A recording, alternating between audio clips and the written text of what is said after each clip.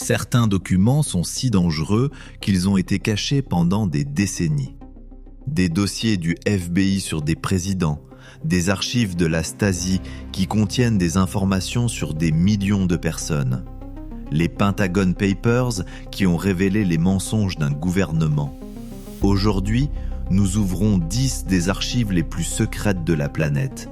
Des coffres du Vatican jusqu'au dossier de Roswell, ce que vous êtes sur le point de voir reste encore interdit à dire à voix haute dans de nombreux pays. Chers spectateurs, je ne vais vous prendre que 15 secondes. Si vous souhaitez soutenir mon travail, laissez un j'aime et un commentaire. C'est la meilleure façon d'aider la chaîne à se développer. Bon visionnage. La 10e place revient aux archives des loges maçonniques. Descendez Great Queen Street à Londres et vous passerez devant une tour de pierre grise que la plupart des touristes ne remarquent même pas. Freemasons Hall a été érigé dans les années 30 en hommage aux frères morts pendant la Première Guerre mondiale. Derrière ces portes de bronze se trouvent des salles dont le public a été tenu à l'écart pendant des générations, avec des étagères remplies de registres de procès-verbaux, de listes de membres, de manuels rituels et de livres de comptes de loge remontant à 3 siècles. La franc-maçonnerie a commencé comme quelque chose de tout à fait ordinaire. Les tailleurs de pierre de l'Europe médiévale passaient de chantier en chantier et avaient besoin d'un moyen de prouver qu'un inconnu connaissait vraiment le métier. Alors ils ont inventé des signes, des poignées de main et des mots de passe. Une poignée de main faisait office de diplôme. Puis, en 1717, 4 loges londoniennes se sont réunies dans une taverne appelée le Goose and Gridiron et ont formé une grande loge. Et la guilde d'un homme de métier s'est transformée en toute autre chose, une fraternité de gentlemen qui juraient de ne jamais révéler ce qui se passait à l'intérieur de la salle. Et voici la partie étrange. Une société bâtie sur le silence consignait tout par écrit. Chaque réunion, chaque initiation, chaque nom. Le candidat arrive les yeux bandés. Le tissu sur ses yeux a même son propre nom, le hoodwink, avec une corde autour du cou et une jambe de pantalon retroussée. On le conduit dans une pièce éclairée à la bougie, et l'odeur qui s'en dégage est celle que tout le monde reconnaît en ouvrant un vieux coffre. Cire d'abeille, cuir, poussière et papier ramolli par le temps. Il s'agenouille, il prête serment. Et dans un coin, un secrétaire trempe sa plume et note tout dans un registre, qui finit ensuite dans une armoire fermée à clé. Cette trace sur papier est précisément ce qui rendait les loges dangereuses à posséder. En 1826, un maçon de Batavia, dans l'État de New York, nommé William Morgan, annonça qu'il allait publier les rituels dans un livre. Il était fauché, amer, et il avait trouvé un éditeur. Presque aussitôt, l'atelier de l'imprimeur prit feu. Puis Morgan fut arrêté pour une dette de quelques dollars. Un inconnu la paya, le fit sortir de prison à la nuit tombée et le plaça dans une voiture en direction de l'ouest. Des témoins virent cette voiture rouler vers Fort Niagara. Plus jamais personne ne revit William Morgan.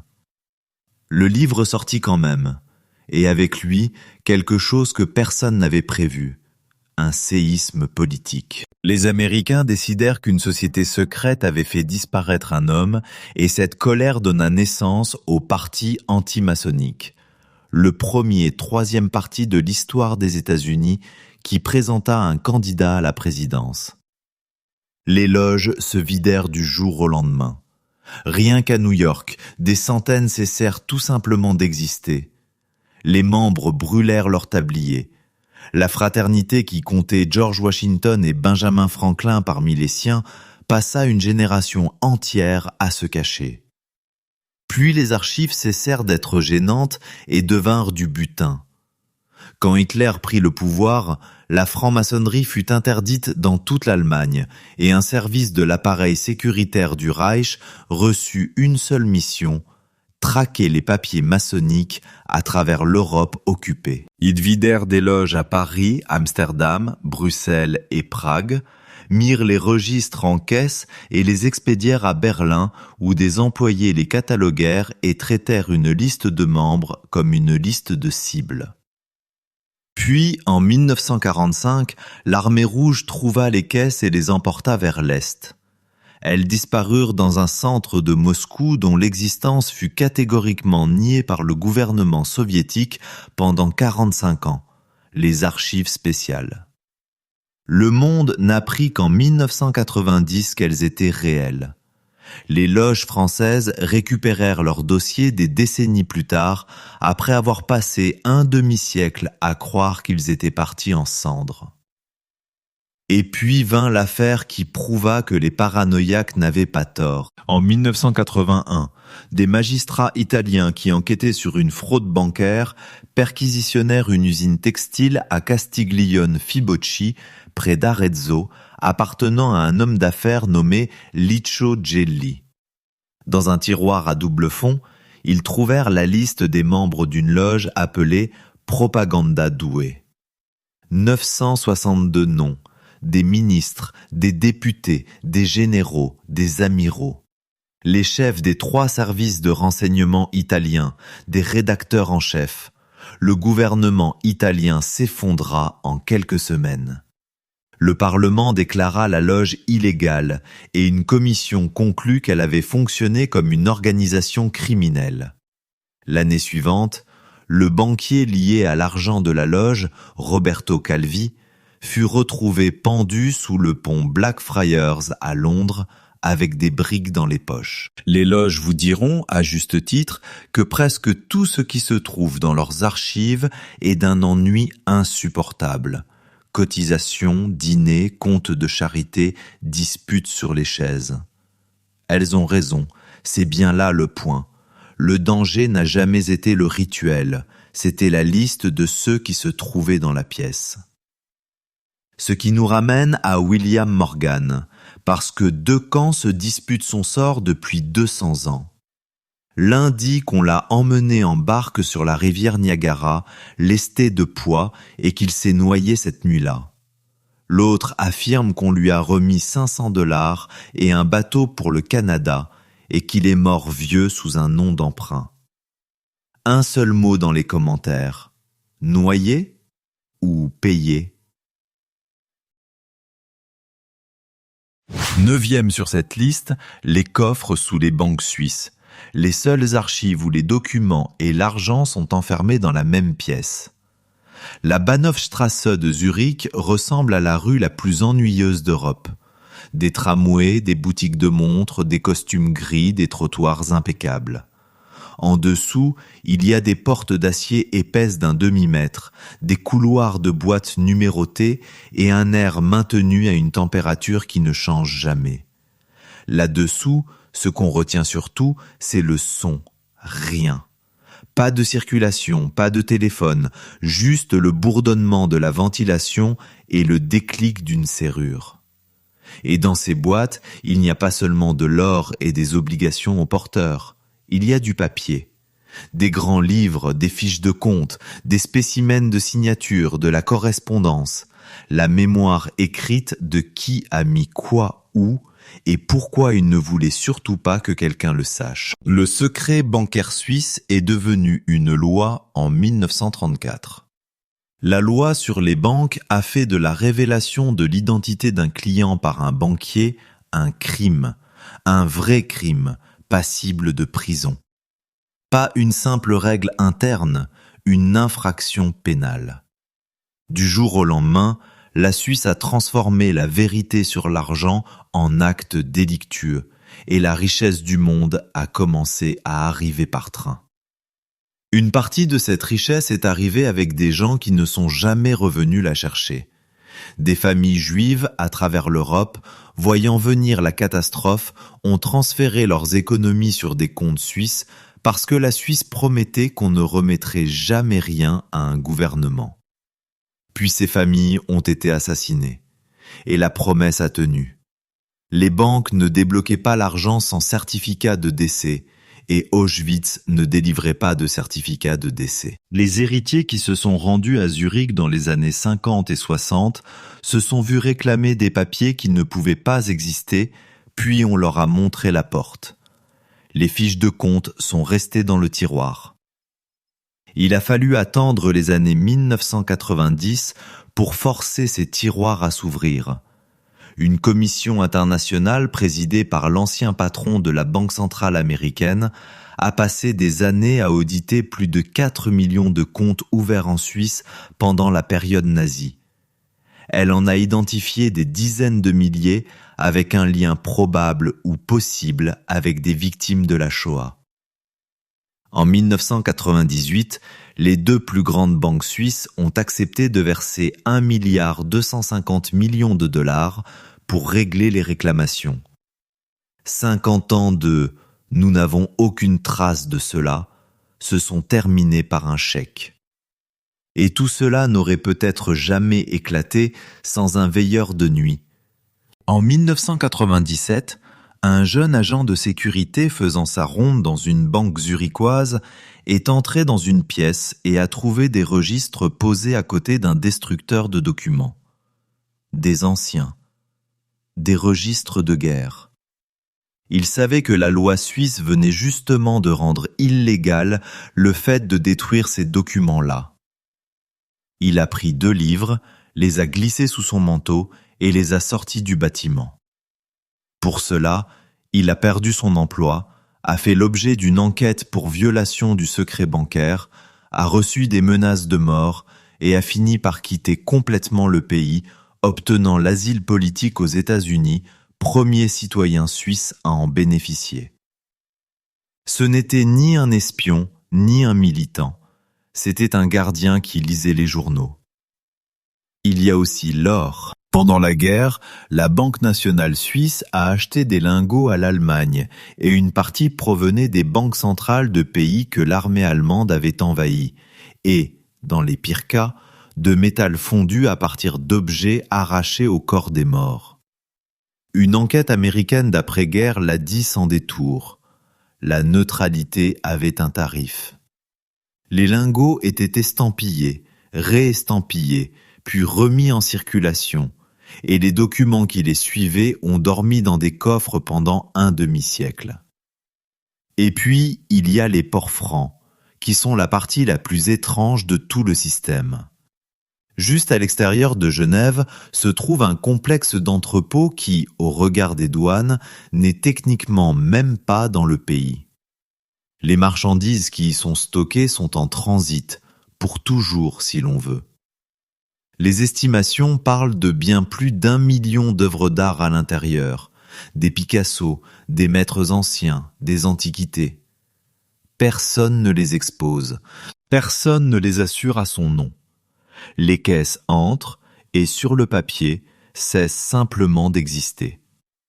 En 2016, des enquêteurs ont saisi un Modigliani dans un conteneur sur place après qu'une fuite de documents offshore a révélé qui en était vraiment le propriétaire. Des procureurs ont aussi sorti de ces mêmes entrepôts des pièces romaines et étrusques pillées, des sarcophages encore emballés dans des caisses, exhumés de tombes et parqués dans un hangar suisse. Le système a fini par se fissurer, mais pas par honte. Il s'est fissuré à cause des impôts. Les autorités américaines ont poursuivi les banques suisses pour avoir aidé des citoyens à dissimuler leurs revenus. L'une a payé une amende de 780 millions de dollars et a remis les noms des titulaires de comptes. Une autre a plaidé coupable et en 2017, la Suisse a commencé à échanger automatiquement les informations bancaires avec des dizaines de pays. Le coffre est toujours là. La serrure fonctionne toujours. Mais le dossier qu'il contient a désormais une copie ailleurs. Pendant 60 ans, la phrase la mieux protégée d'Europe a été un nom associé à un numéro. Et le plus cruel, c'est que le secret que la Suisse avait construit pour protéger les persécutés a fini par protéger ceux qui leur ont survécu. Kew, dans l'ouest de Londres, occupe la 8e place. les Archives nationales britanniques, l'endroit où un empire conserve ce qu'il accepte d'avouer. De l'extérieur, c'est presque comique. Un bloc de béton au bord d'un lac, avec des canards. À l'intérieur, il y a plus de 11 millions de documents couvrant 1000 ans, rangés sur des étagères mesurées en kilomètres, parce que le papier est une matière vivante. Il se contracte, se dilate, puis finit par céder. Le froid vous frappe d'abord. Ces salles sont maintenues à une température confortable pour le vélin et légèrement hostile aux humains. Vous commandez un document, vous attendez, et il arrive dans une boîte grise sur un chariot à une roue grinçante. Vous utilisez un crayon parce que l'encre est interdite.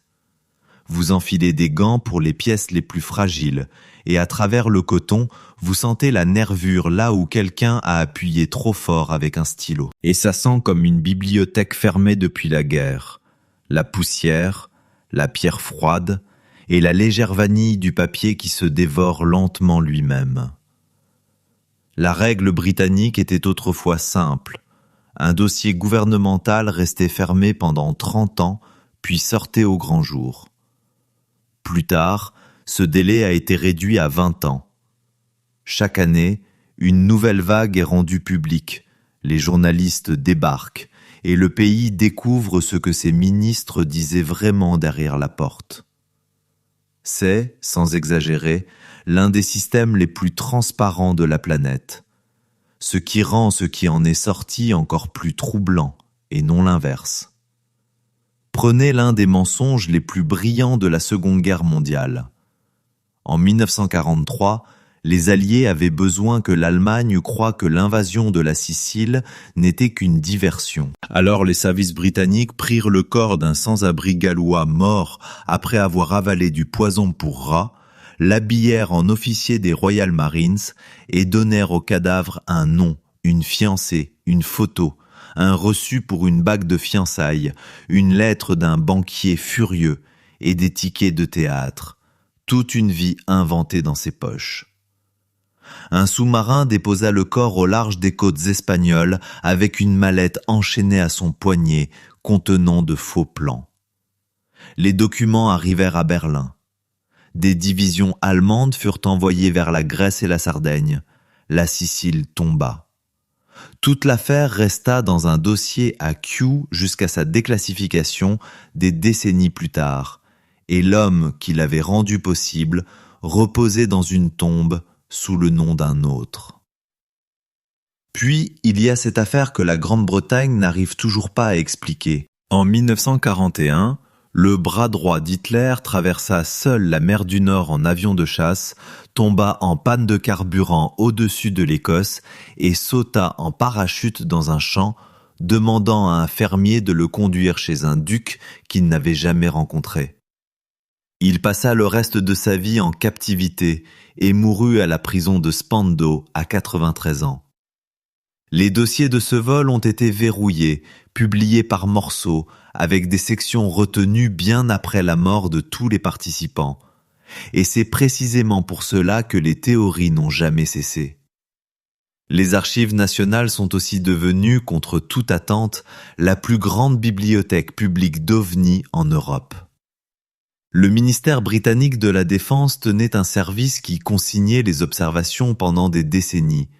Et lorsqu'il a fermé, il a tout remis, des dizaines de milliers de pages réparties dans des centaines de dossiers. La plupart parlent de Vénus, de lumière d'avion et de ballons météorologiques.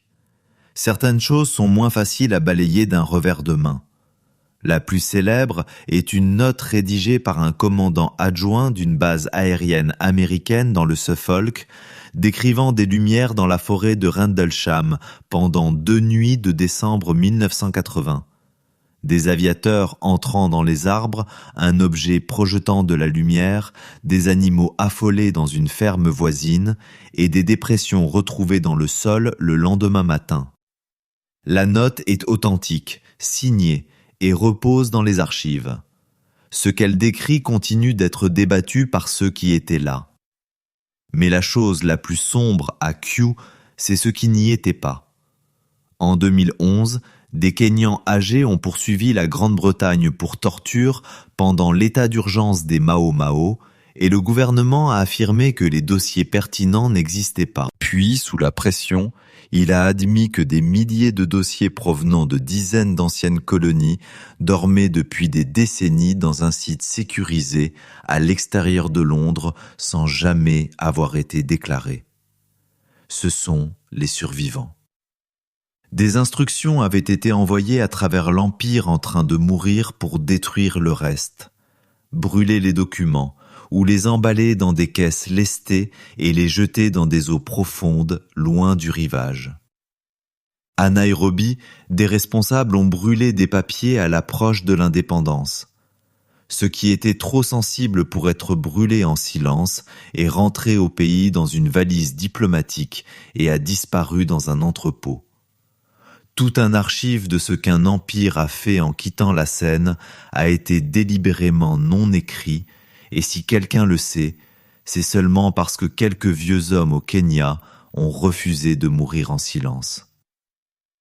Voilà le paradoxe de Kew. C'est l'une des archives les plus honnêtes du monde, et sa plus grande révélation, c'est la taille du trou au milieu. Les archivistes vous diront la même chose que tous les archivistes du monde. Ce qui survit n'est pas ce qui comptait le plus. C'est ce que personne n'a pris la peine de détruire. 7e place. Les dossiers d'incidents restreints de la NASA. Les archives d'une agence qui diffuse tout et qui garde pourtant des salles où l'on ne peut pas entrer. Ça surprend parce que la NASA est sans doute l'organisation scientifique la plus publique jamais créée. Elle diffuse les lancements en direct. Elle met les télémétries brutes en ligne. Elle distribue gratuitement ses photos. Et pourtant, elle possède des coffres classifiés, des transcriptions scellées, des rapports restreints et des échantillons rangés dans des contenants hermétiques, intacts depuis avant même que la plupart d'entre nous soient nés. Commençons par la raison la plus simple, l'armée. Pendant des années, la navette spatiale a effectué des missions pour le département de la Défense, et ces vols étaient gérés autrement. Les communications air-sol étaient chiffrées. Les heures de lancement étaient annoncées par créneau, pas à la minute près. Les charges utiles n'étaient jamais décrites. Les astronautes s'entraînaient pour des objectifs dont ils ne pouvaient pas parler à leur propre famille, partaient, revenaient et ne disaient rien. Ces archives ne sont pas rangées avec les photos de la Lune. Elles sont là où l'on garde les secrets de la défense, et une grande partie n'a jamais été rendue publique. Puis il y a les transcriptions. En 1969, 2 mois avant l'alunissage, un équipage a fait le tour de la Lune pour une répétition générale. Sur la face cachée, hors de contact avec la Terre, dans ce silence radio qu'on ne connaît que lorsqu'un monde entier se trouve physiquement entre vous et tous les autres êtres humains, les astronautes ont entendu quelque chose dans leur casque. Un sifflement. L'un d'eux a parlé de musique venue de l'espace. Ils ont sérieusement discuté de l'idée d'en parler au débriefing, parce qu'ils savaient à quoi cela ressemblerait.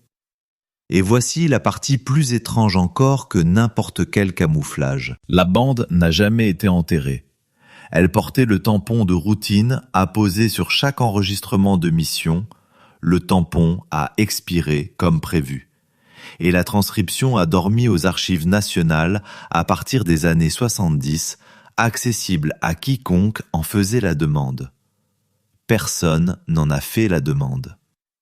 Ce n'est que dans les années 2000, quand la NASA l'a numérisé et mise en ligne, que le monde a enfin écouté. L'explication de la NASA ? Des interférences radio entre les antennes de 2 vaisseaux. Les ingénieurs qui ont travaillé sur ces systèmes en débattent encore, et la bande est toujours là, à la portée de tous. Certaines restrictions relevaient du deuil plutôt que du secret. Quand une navette s'est désintégrée au-dessus de la Floride en 1986, la cabine de l'équipage est retombée pendant plus de 2 minutes avant de heurter l'eau. Elle a été remontée du fond de l'océan. L'enquête sur ce qui s'était passé à l'intérieur de cette cabine a été menée discrètement et sa conclusion a été publiée dans un langage médical froid. La cause du décès n'a pas pu être déterminée. Mais un détail a filtré et il n'a jamais quitté ceux qui l'ont entendu. L'équipage disposait de masques à oxygène individuels, activés à la main. Plusieurs avaient été enclenchés. Quelqu'un, dans cette cabine, dans les secondes qui ont suivi la désintégration, était conscient et faisait son travail. La NASA a gardé ces détails sous clé, et le pays était furieux à ce sujet, et on peut comprendre les deux camps à la fois. La même chose s'est produite après la seconde perte d'une navette, en 2003. La NASA a produit un rapport d'enquête sur la survie d'une précision clinique extraordinaire, puis a mis 5 ans à le publier. Quand il est enfin sorti, c'était 400 pages de choses que personne n'a envie de lire, mais que chaque ingénieur doit connaître. Et puis il y a le dossier qui a tout simplement disparu. Les bandes originales du premier alunissage, pas les copies floues diffusées au monde entier, mais les transmissions brutes reçues en Australie et en Californie, plus nettes que tout ce qui a jamais été diffusé, ont été stockées puis perdues. Après des années de recherche, la NASA a fini par admettre la vérité en 2009. À une époque où la bande magnétique était rare, elles avaient été effacées et réutilisées. Les images les plus nettes de la plus grande chose que notre espèce ait jamais accomplie ont été réenregistrées par-dessus, probablement avec des données météorologiques de satellites. Ce que nous avons aujourd'hui est une restauration construite à partir de copies de copies. Tout ce qui est scellé n'est pas forcément une tragédie. Dans un laboratoire de Houston, il existe un coffre où l'on conserve des échantillons lunaires sous azote, manipulés dans des boîtes à gants, dans des salles où l'on se douche et où l'on enfile une tenue avant d'entrer, parce que la peau humaine est un contaminant. Certains contenants ont été fermés sur la Lune et n'ont jamais été ouverts. La logique, c'était la foi dans l'avenir. Un jour, il y aura des instruments qui n'existent pas encore et ce serait un crime de tout dépenser maintenant. Ces dernières années, ils ont ouvert l'une de ces boîtes, scellées depuis 1972, et ont laissé des machines modernes sentir l'air d'un autre monde. La NASA a aussi cessé de reculer devant la partie la plus étrange de ses propres archives. Après des décennies à traiter les observations inexpliquées comme un poison pour la carrière, l'agence a constitué une équipe d'études indépendante, publié les résultats et nommé quelqu'un pour diriger la recherche à plein temps, en admettant franchement que la plupart des signalements reposent sur des données si mauvaises qu'on ne peut rien en conclure. C'est ce qui rend ces archives si troublantes, en silence. Elles ne cachent pas des extraterrestres. Elles cachent les moments où l'organisation la plus rigoureuse de la planète a eu peur, ou a eu honte, ou a simplement manqué de bande magnétique. La 6e place tombe dans un désert du Nouveau-Mexique, avec les dossiers de Roswell, le seul cas ici où le communiqué de presse d'un gouvernement est lui-même le mystère. Été 1947. Un contremaître de ranch, parti à cheval après une tempête, découvre des débris éparpillés dans un champ. Une matière qui ressemble à du papier d'aluminium, des baguettes, du ruban adhésif, du caoutchouc, beaucoup de caoutchouc, le tout étalé sur une longue bande de terrain. Il en ramasse une partie, puis finit par la porter en ville au shérif, qui appelle le terrain d'aviation. Le terrain d'aviation envoie un officier du renseignement. La suite est la partie que personne n'a jamais réussi à expliquer. Le 8 juillet, le terrain d'aviation de l'armée à Roswell publie un communiqué de presse pour le journal local. Pas une fuite, pas une rumeur. Une déclaration officielle d'une base militaire des États-Unis, approuvée par son commandant, affirmant que les nombreuses rumeurs concernant des disques volants devenaient réalité, puisque la base venait d'en entrer en possession d'un. Le journal du soir le publie sous un titre resté célèbre. Le terrain d'aviation avait capturé une soucoupe volante. En quelques heures, l'affaire est enterrée. Les débris sont envoyés par avion à Fort Worth, un général tient une conférence de presse et les photographes le prennent en photo accroupi sur le sol de son bureau à côté de feuilles métalliques déchirées et de baguettes cassées. Un ballon météo, dit-il. L'histoire s'évapore en un seul cycle d'actualité et reste enfouie pendant 30 ans. Puis, à la fin des années 70, l'officier du renseignement qui avait traité les débris, déjà à la retraite à ce moment-là, donne une interview. Il affirme que le matériel qu'il avait rapporté n'était pas ce que le général avait montré aux caméras. Il décrit une feuille métallique qui ne gardait pas les plis, des poutres avec des marquages, une matière qui n'arrivait ni à couper ni à brûler. Qu'il ait eu raison, qu'il se soit trompé de mémoire ou qu'il ait simplement aimé l'attention, cette interview relance toute l'affaire. Le gouvernement répond 2 fois, en détail.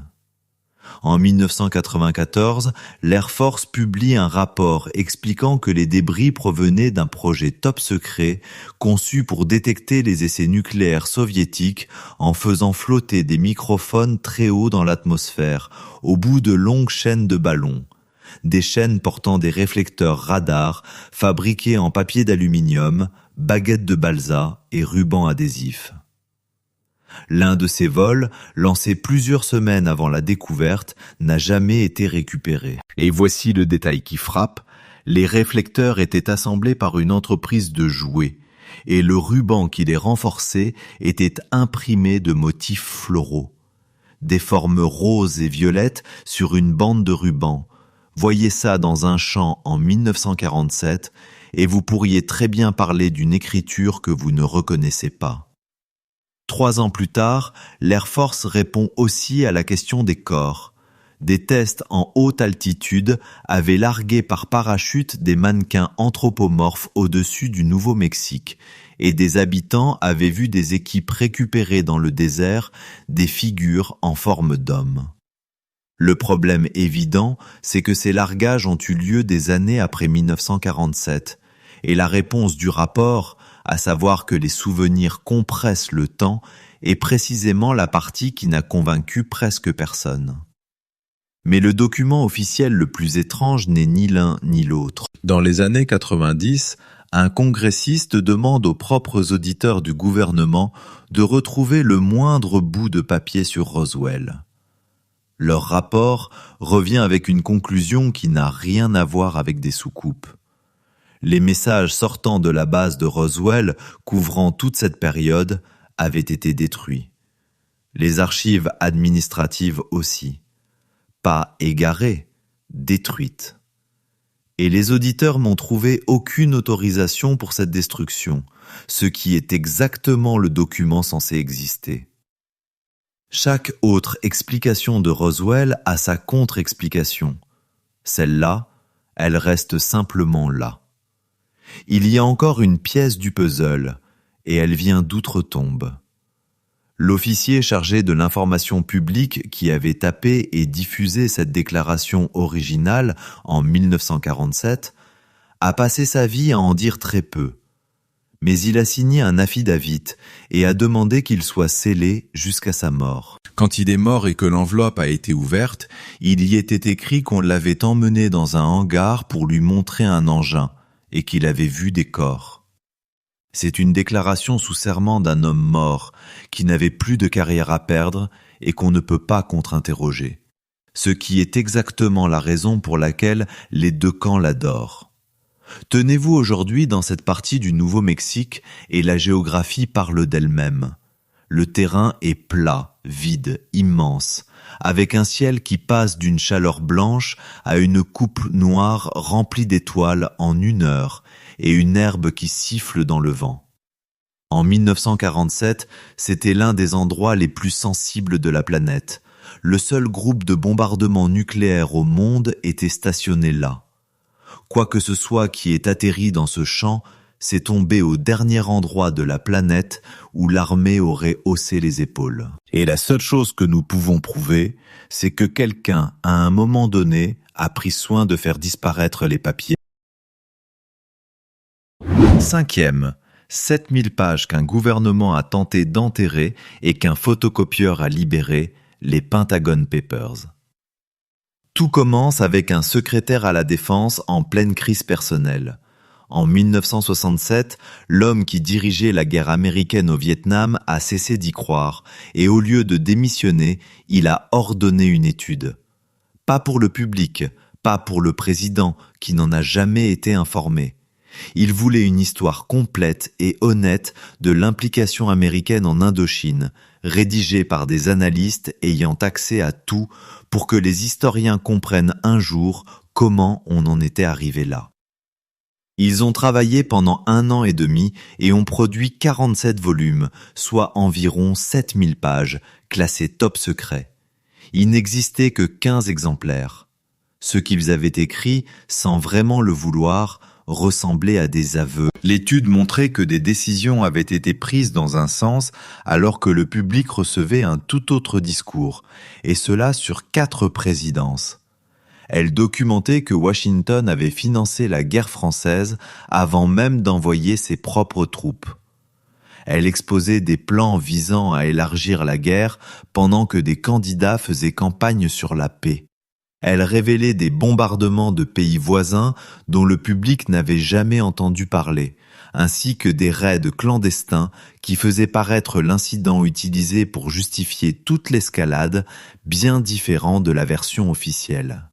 L'un des analystes qui avait contribué à la rédaction avait lui aussi été au Vietnam. Il y avait fait des patrouilles.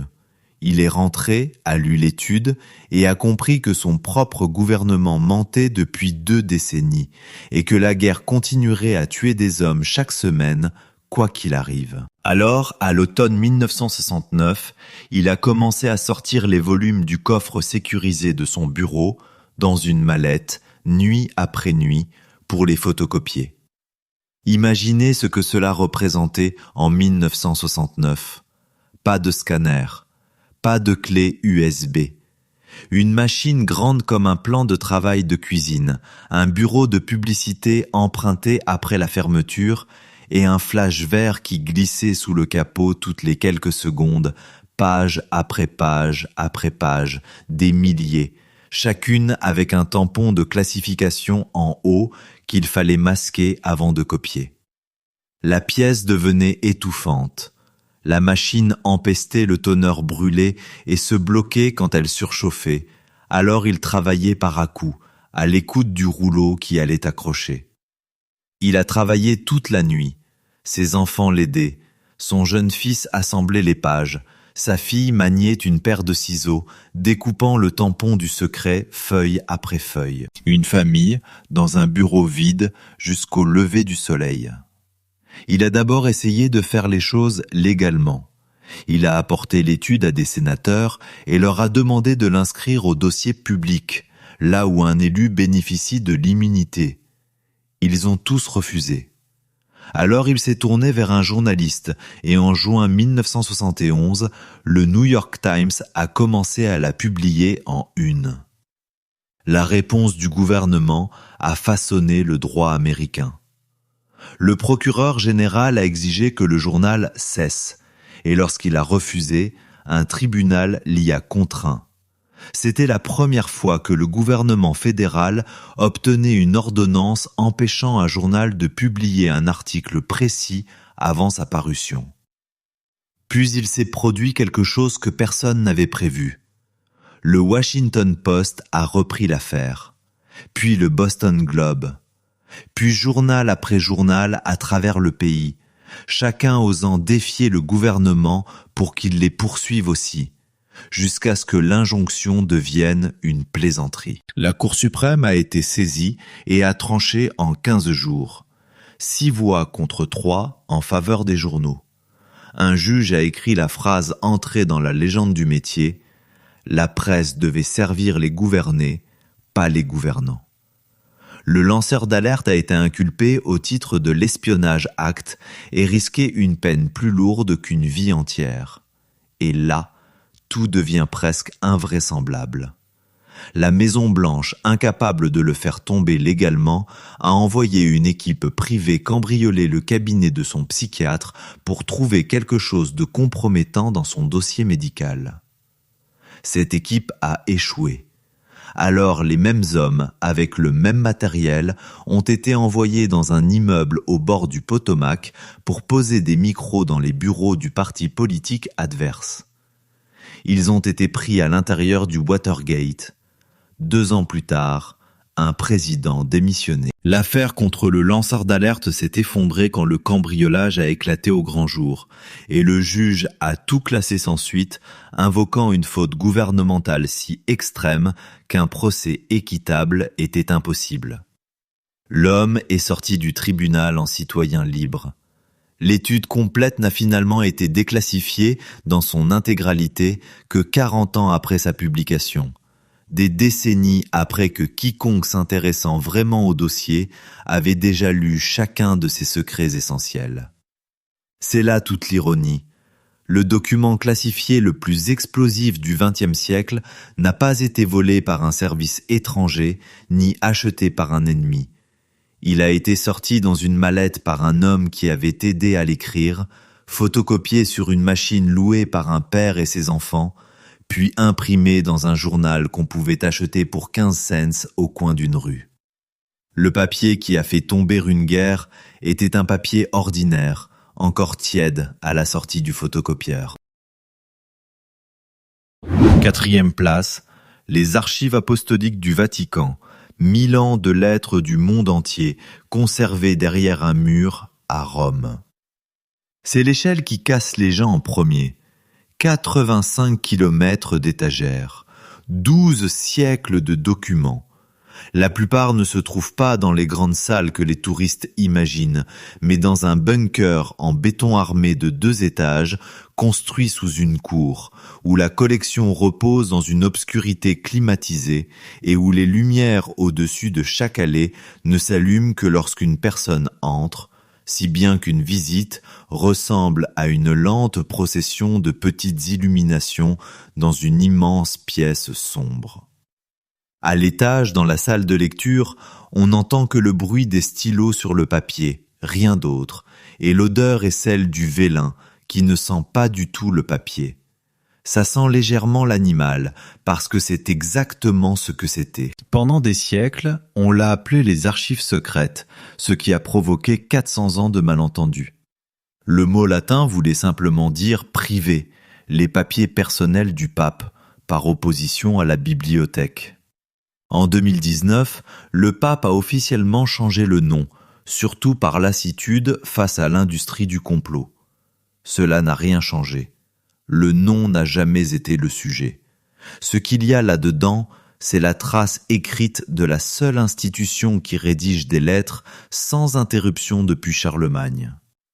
Il y a la requête de la cour d'Henri VIII demandant l'annulation qui allait mettre fin au catholicisme anglais, un document dégoulinant de sceaux de cire rouge suspendus à des cordons, des dizaines, venant des nobles et des évêques d'Angleterre, tous exerçant une pression sur un homme qui a dit non. Il y a la lettre d'un petit-fils de Gengis Khan à un pape, écrite en persan, informant l'Église que Dieu avait donné le monde aux Mongols et que le pape devait venir en personne se soumettre. Il y a les procès-verbaux du procès de Galilée. Il y a l'excommunication de Martin Luther. Il y a des lettres de Michel-Ange à propos d'argent, de Marie, reine d'Écosse, avant son exécution, de Marie-Antoinette et d'Abraham Lincoln. L'accès n'a jamais été le secret que les gens imaginent. Les archives ont ouvert aux chercheurs dans les années 1880 et aujourd'hui encore, un chercheur peut faire une demande, obtenir une carte et commander des documents. Mais il faut savoir exactement ce qu'on cherche. On ne peut pas flâner, on ne peut pas errer entre les rayonnages. On commande un petit nombre de pièces par jour à partir d'un index qui lui-même est incomplet. ce qui signifie que les archives sont en pratique fermées par leur taille. Elles ne sont pas gardées par une serrure. Elles sont gardées par 85 km. C'est comme ça que la meilleure histoire qu'elles contiennent est restée perdue pendant 700 ans. En 2001, un paléographe italien qui travaillait sur la collection a sorti un parchemin mal classé, rangé au mauvais endroit des siècles plus tôt par un clerc qui avait passé une mauvaise après-midi. C'était le compte-rendu d'une audience pontificale des chefs des Templiers tenue à Chinon en 1308, et il disait quelque chose que le monde n'avait jamais su. Le pape les avait absous. Il les a entendus, il leur a pardonné. Puis il a quand même cédé devant le roi de France et a laissé l'ordre être détruit et son grand maître brûlé. Le document est resté dans la mauvaise boîte pendant que les Templiers devenaient le nom le plus complotiste de l'histoire. Quand le Vatican l'a enfin publié, il l'a fait sous la forme d'un fac-similé de luxe à moins de 800 exemplaires pour un prix de voiture d'occasion. Et les archives ont déjà perdu bien plus que la plupart des institutions n'en posséderont jamais. Quand Napoléon a décidé que les papiers de l'Église appartenaient à Paris, toute la collection a été mise en caisse, des milliers de caisses, puis transportée à travers les Alpes en charrette. Certaines sont tombées, d'autres ont été abandonnées. Quand les survivantes sont revenues après sa chute, il n'y avait pas assez d'argent pour tout rapatrier. Alors, on a trié les documents, et le vélin a été vendu au poids, comme de la ferraille, à des bouchers et à des épiciers pour emballer la nourriture. Personne ne sait exactement ce qui a disparu. C'est ça, la définition même de la perte. La controverse la plus moderne est aussi le papier le plus récent. Les dossiers du pape qui a régné pendant la Seconde Guerre mondiale, l'homme accusé de silence pendant que les Juifs d'Europe étaient massacrés et défendu comme un sauveur discret, ont été retenus pendant des décennies. Ils ont enfin été ouverts en mars 2020, des centaines de chercheurs ont fait une demande et en quelques jours, le monde s'est arrêté à cause de la pandémie et les chercheurs ont été renvoyés chez eux. Quand ils sont revenus, ils ont commencé à publier ce qu'ils avaient trouvé et les débats n'ont épargné les seins de personne. Ce qui repose sous cette cour n'est pas un complot. C'est pire d'une certaine manière. C'est la correspondance complète, honnête et non triée du pouvoir, conservée par des gens qui n'ont jamais rien jeté, et elle est protégée par la seule chose qu'aucune serrure ne peut vaincre, il y en a simplement trop pour tout lire. Troisième, les archives du KGB, les seules de cette liste qui ont été ouvertes, lues, puis refermées. Commençons par l'homme qui les a battus, parce que personne, dans toute l'histoire de l'espionnage, n'a jamais fait quoi que ce soit de semblable. C'était un archiviste du KGB, pas un agent de terrain, pas un espion, l'homme qui s'occupait du papier. Au début des années 70, il supervisait le transfert des archives du renseignement extérieur vers le nouveau siège, ce qui voulait dire que des centaines de milliers de dossiers passaient entre ses mains. Il avait tourné le dos au système, en silence et totalement, et il prit une décision, il allait tout copier. Chaque jour, pendant 12 ans, il lisait des dossiers à son bureau et écrivait des notes sur des bouts de papier qu'il cachait dans ses chaussures et ses chaussettes avant de passer devant les gardes. Chaque soir, il les ressortait de ses chaussures chez lui. Chaque week-end, il les emmenait à sa datcha, les retapait à la machine, les scellait dans des contenants, puis les enterrait sous le plancher et dans le jardin. Des bidons de lait et des malles contenant les secrets les plus profonds de l'Union soviétique sous les légumes, pendant 12 ans. Si un seul garde avait pris la peine de le fouiller une seule fois, il aurait fini abattu dans un sous-sol. Il a pris sa retraite. L'Union s'est effondrée. En 1992, il est entré dans une ambassade britannique dans les pays baltes avec un échantillon dans un sac, et les Britanniques ont exfiltré lui, sa famille et 6 malles de documents. Ce qu'il y avait dans ces malles a redessiné la carte. Des réseaux actifs depuis des décennies ont été identifiés.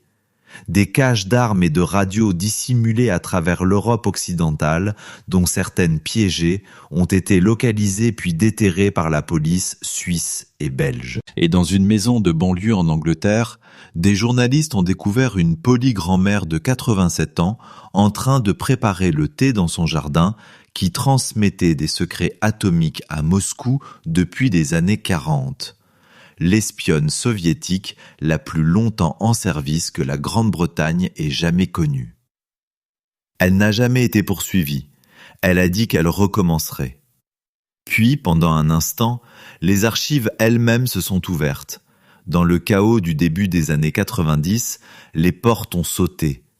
Un ancien dissident, un homme qui avait passé 12 ans dans les prisons soviétiques et les hôpitaux psychiatriques, a été invité à revenir dans le pays comme témoin expert au procès du Parti communiste et a obtenu l'accès aux papiers du comité central lui-même. Il est entré avec un ordinateur portable et un scanner portable que personne dans ce bâtiment en 1992 ne comprenait, et il a copié des milliers de documents pendant que les responsables regardaient un homme qu'ils croyaient simplement en train de prendre des notes. Il les a fait sortir et les a publiés. Et en 1992, le président de la Russie a remis au président de la Pologne un paquet scellé. À l'intérieur se trouvait la réponse à un mensonge vieux de 50 ans. Pendant un demi-siècle, l'Union soviétique avait affirmé que les officiers polonais retrouvés dans la forêt de Katyn, des milliers d'entre eux, les mains liées, abattus d'une balle dans la nuque, avaient été tués par les Allemands. Le paquet contenait l'ordre, une note du chef de la police secrète proposant que près de 22 000 prisonniers polonais soient fusillés sans procès et, dessus, les signatures du Politburo. Celle de Staline est là, tout en haut, au crayon bleu, d'un geste presque banal, comme quand on signe un reçu de livraison. Ce que cet ordre a produit, c'est le genre de détail qui ne vous quitte jamais. Dans une prison, les exécutions avaient lieu la nuit, un homme à la fois, par un professionnel qui apportait son propre tablier de cuir et de longues manchettes pour éviter que le sang n'éclabousse son uniforme, ainsi qu'une valise de pistolets allemands parce qu'il faisait mieux le travail. Il a fait ça pendant des semaines. Plus tard, on lui a remis une médaille. Puis la porte s'est refermée. L'ouverture n'a duré que quelques années. Les enquêtes ont été closes. Des volumes qui avaient été publics ont été reclassifiés. L'essentiel des archives des services de sécurité se trouve aujourd'hui, exactement là où il a toujours été, dans les mêmes bâtiments, sans être lu. En 2021, l'organisation qui avait passé 30 ans à collecter les noms des victimes a été liquidée par décision de justice. Il reste une seule brèche, et elle est immense. Quand l'Ukraine a rompu avec son passé soviétique, elle a ouvert entièrement les archives du KGB sur son territoire. Des millions de dossiers, accessibles à tous, numérisés, sans autorisation nécessaire. La même institution, le même papier, la même écriture. Dans un pays, c'est un secret d'État. Dans le pays voisin, vous pouvez le lire sur votre téléphone. Et c'est là toute la cruauté particulière de cette histoire. Pas qu'elle n'ait jamais été ouverte, mais qu'elle l'ait été, que le monde ait pu y jeter un œil, puis que quelqu'un ait discrètement tourné la clé dans l'autre sens.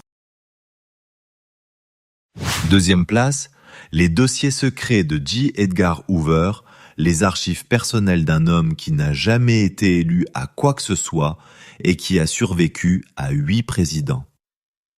Il a dirigé la police fédérale américaine pendant 48 ans. De la décennie des années 20 à celle des années 70, chaque président l'a hérité et aucun ne l'a renvoyé. C'est là que tout repose. Les présidents limogeaient les généraux et les secrétaires d'État à leur guise. Lui, ils l'ont gardé, avec ses armoires à dossiers. Parce qu'il y avait 2 séries d'armoires. Les archives du bureau étaient au bureau. Mais dans le bureau même du directeur, il y avait des dossiers qui n'étaient jamais entrés dans le système central, conservés à part, classés à part, accessibles à un seul homme. Une partie était administrative, beaucoup étaient intimes. On y trouvait ce que les écoutes, les micros et les informateurs avaient recueilli sur la vie privée de sénateurs, de députés, de juges, de stars de cinéma et de présidents. Hoover n'avait jamais besoin de menacer qui que ce soit. Il lui suffisait de mentionner, avec un ton presque aimable, que le bureau avait reçu certaines informations et qu'il avait bien sûr pris les mesures nécessaires pour qu'elles ne circulent pas davantage. Un président l'a expliqué avec une crudité que personne n'a jamais surpassée. Quand on lui a demandé pourquoi il ne se débarrassait pas de Hoover, il a répondu qu'il valait sans doute mieux l'avoir dans la tente que dehors. Puis Hoover est mort, au printemps 1972, chez lui, toujours en fonction. Et l'événement documentaire le plus important de l'histoire américaine s'est joué dans les jours qui ont suivi, dans un bureau avec une déchiqueteuse.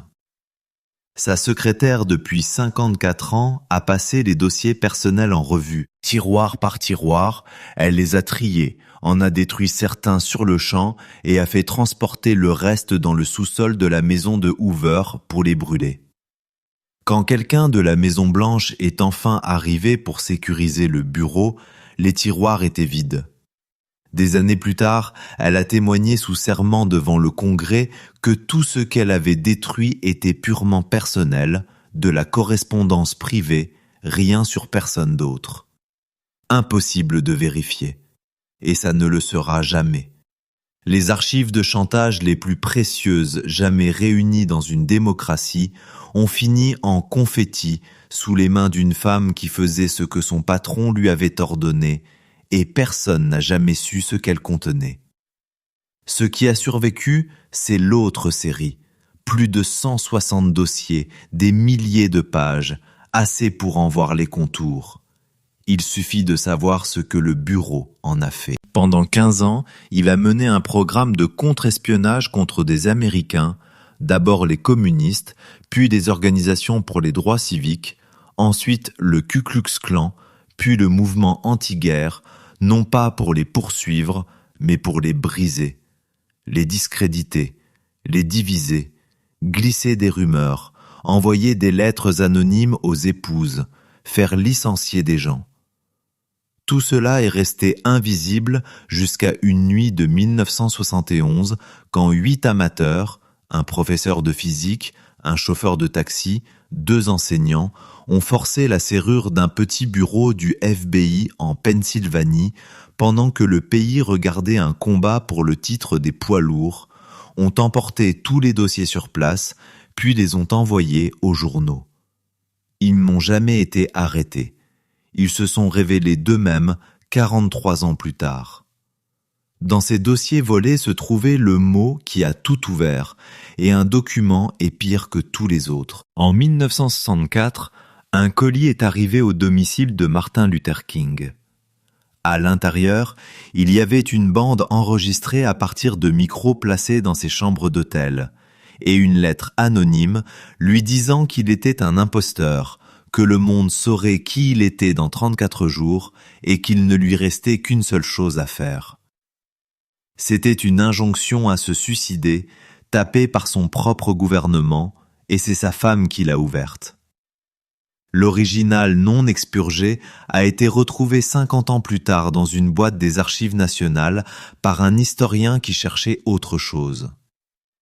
Hoover a aussi dirigé un programme de collecte de dossiers sur des homosexuels présumés au sein du gouvernement. Des centaines de milliers de pages, conçues pour ruiner des carrières, puis discrètement détruites dans les années 70, une fois l'homme qui les avait ordonnées disparu. Il a gardé un dossier sur Einstein pendant plus de 20 ans, de plus d'1 millier de pages, parce qu'un physicien qui signait des pétitions pour la paix était, dans l'arithmétique de Hoover, un risque. Et il n'a presque jamais eu besoin de s'en servir. À Washington, tout le monde savait déjà que le tiroir existait. Toute la machine reposait là-dessus. un homme avec une armoire à dossiers et un pays rempli de gens qui ne se souvenaient plus exactement de ce qu'ils avaient dit au téléphone en 1951. Nous ne sommes plus qu'à un pas de la première place. L'archive numéro 1 appartient à un pays qui n'existe plus. Il conservait ses secrets dans des bocaux en verre, autant que dans des dossiers. Il se mesure en kilomètres plutôt qu'en pages. Et les personnes qui l'espionnaient ont ensuite été autorisées par la loi à entrer et à lire chaque mot écrit sur elle, et à découvrir quelle personne, assise à leur propre table de cuisine, l'avait rédigé. Écrivez votre réponse dans les commentaires maintenant et continuez à regarder pour vérifier si vous avez vu juste. Première place. Les archives de la Stasi. Le ministère de la Sécurité d'État de l'Allemagne de l'Est se présentait comme le bouclier et l'épée du parti. À la fin, il employait 91 000 agents à plein temps et avait recruté 189 000 citoyens ordinaires comme collaborateurs non officiels, dans un pays de 16 millions d'habitants. En gros, un surveillant pour 60 personnes. La Gestapo, à son apogée, comptait un agent pour 2000. Ce n'était pas une police, c'était un loisir auquel on avait forcé tout un pays. Et ça produisait du papier.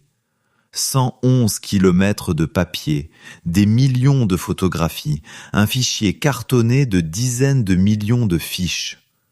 Si on alignait tous ces dossiers, ils s'étendraient plus loin qu'un marathon. Un mur de chemises, chacune représentant une personne, chacune contenant ce que les voisins avaient dit. C'est dans les méthodes que tout cesse d'être abstrait. Il y a une salle dans les archives qu'on montre aux visiteurs. Des étagères remplies de simples bocaux en verre, le genre qu'on utilise pour les conserves, fermés par des couvercles en caoutchouc.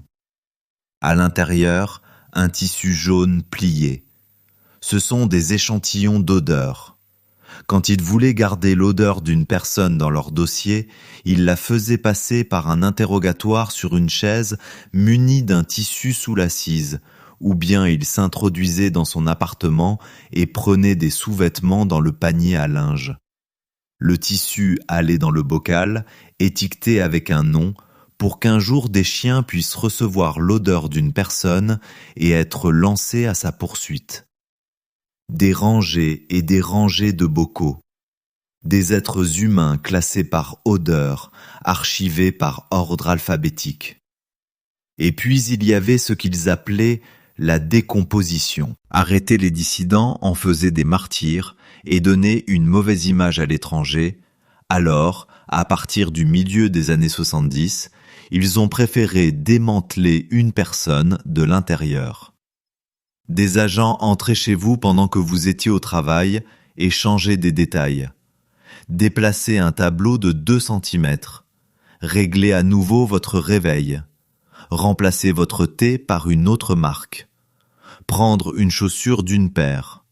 Rien de volé, rien de cassé, rien que vous puissiez signaler à qui que ce soit sans passer pour un fou. Pendant ce temps, des rumeurs arrivaient jusqu'à votre employeur. Votre thèse était refusée, votre petit ami recevait des photos, votre téléphone sonnait à 3 heures du matin. L'objectif, écrit noir sur blanc dans une directive, était de vous faire douter de votre propre esprit, de ruiner vos relations et de détruire votre carrière, sans jamais vous toucher.